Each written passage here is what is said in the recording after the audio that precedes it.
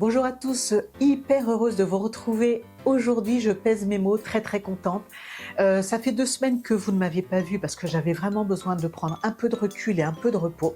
Donc me revoici aujourd'hui dans une vidéo dans laquelle je vais te parler de sueur odorante. Si ça t'intéresse, on se retrouve après le générique.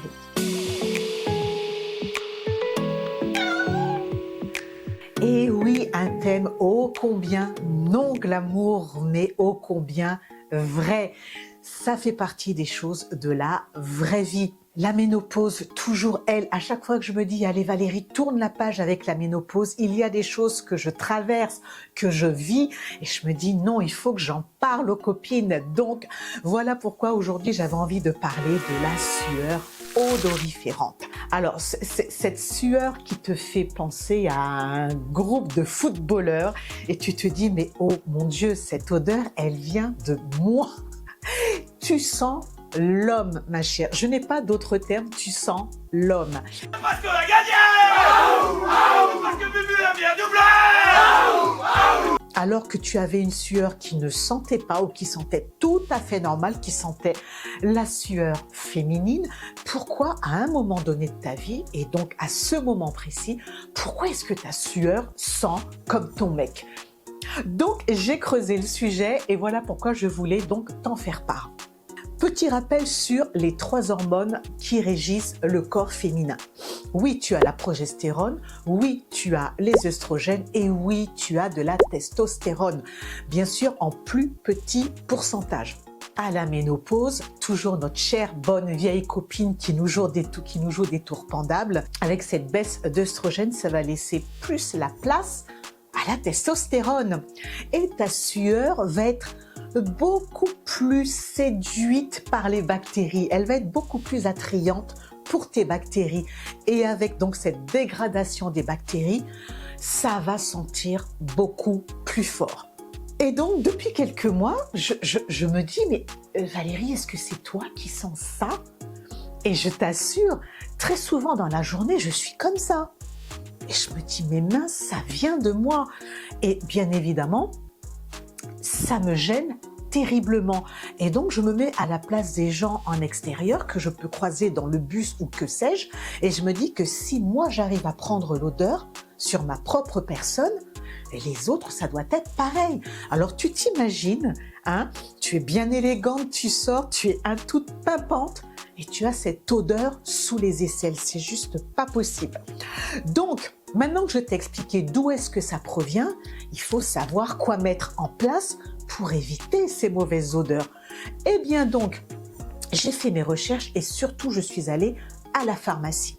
Parce que j'ai constaté que tous les déodorants que j'utilisais vendus en grande surface n'étaient pas efficaces du tout.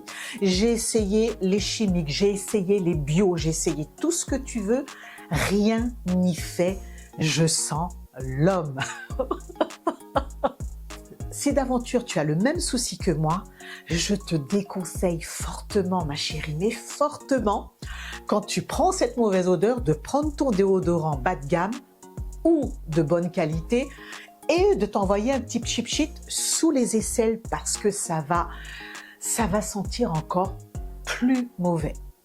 Alors je dis plus mauvais parce qu'il y a des gens qui adorent cette odeur. Attention, je ne jette pas le discrédit sur les gens qui ont des goûts un peu étranges concernant les odeurs corporelles. Ça regarde chacun voit midi. En fait, je vais te dire clairement ce que moi je mets en pratique depuis 1 semaine parce que ça fait 1 semaine que j'ai trouvé le bon combo. Je lave maintenant mes aisselles avec un produit antibactérien. La première chose que je fais, c'est ça, puisque je t'ai expliqué que ce qui fait que ta sueur sent fort, c'est à cause des bactéries et de la testostérone. Donc, un produit doux antibactérien. Et surtout, très important, il faut bien sécher tes aisselles. Très important. Ensuite, il y a d'autres moyens de juguler en fait cette mauvaise odeur, des moyens, outre les déodorants, il y a des moyens très naturels, comme par exemple le vinaigre de pomme. Donc après ta toilette, après avoir bien séché tes aisselles, tu prends un coton ou bien une compresse, tu mets un peu de vinaigre de pomme et tu vas venir passer légèrement sous tes aisselles et tu vas bien laisser sécher. Très important, bien laisser sécher. Aucune macération n'est tolérée. Attention. Et tu vas venir mettre ton déodorant. Alors, il y a également une autre méthode naturelle et qui est excellente, c'est de l'huile essentielle de tea tree que tu vas venir diluer dans un peu d'huile végétale, comme de l'huile d'amande douce par exemple, qui n'a pas beaucoup d'odeur. Et ça va venir contrecarrer également l'odeur de sueur. Je te conseille celle-ci, elle est vraiment très très bien. Maintenant, si tu n'es pas adepte des huiles essentielles pour X raisons, je vais te montrer ce que moi j'utilise. Alors j'ai opté pour 3 déodorants différents. Je les utilise à différents moments de la journée. Ce sont donc 3 déodorants que j'ai achetés en pharmacie. Alors je les connais déjà tous pour les avoir testés naguère. Et donc je suis revenue à ces déodorants parce que pour ce problème-là, ils sont juste parfaits. Donc le premier que je te présente, c'est naturel, c'est la pierre d'Alain. La pierre d'Alain, c'est ce qu'il y a de plus sain. Oui, c'est ce qu'il y a de plus sain parce que entièrement naturel. Donc c'est une pierre translucide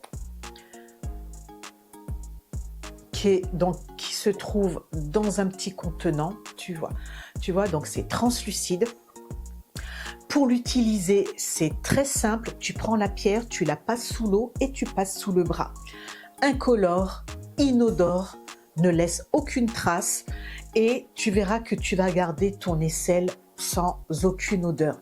Et ça, c'est le produit le plus sain qui soit parce que entièrement naturel, ça coûte très très peu cher et tu as vu, c'est une pierre, hein, donc tu peux garder ça des mois durant, donc c'est hyper économique.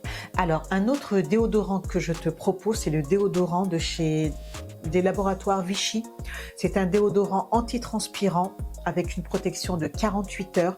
Le parfum est très léger et si tu as tendance à avoir la peau sensible au niveau des aisselles, tu verras que ça protège relativement, ça ne pique pas, ça ne brûle pas.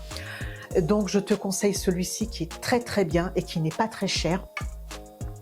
Et le dernier, c'est celui de chez Etiaxil. Alors je l'ai pris en roll-on, celui-ci. Alors très important pour ce qui est de l'Etiaxil, tu as 2 gammes chez Etiaxil. Tu as la gamme qui permet en fait de contrôler en fait la sudation, qui marche très bien. J'ai testé ce produit il y a quelques années et quand tu suis le protocole à la lettre, tu verras qu'au bout de quelques jours, tu n'as plus du tout de sueur apparente sur tes vêtements. Parce que je souffre, alors j'aime pas ce terme, mais je souffre d'hyperhidrose, donc j'ai une sueur très abondante et l'Etiaxil est juste excellent pour justement empêcher de suer abondamment. Tout ça pour te dire que si tu veux opter pour l'Etiaxil, choisis la gamme déodorante et pas anti-transpirante.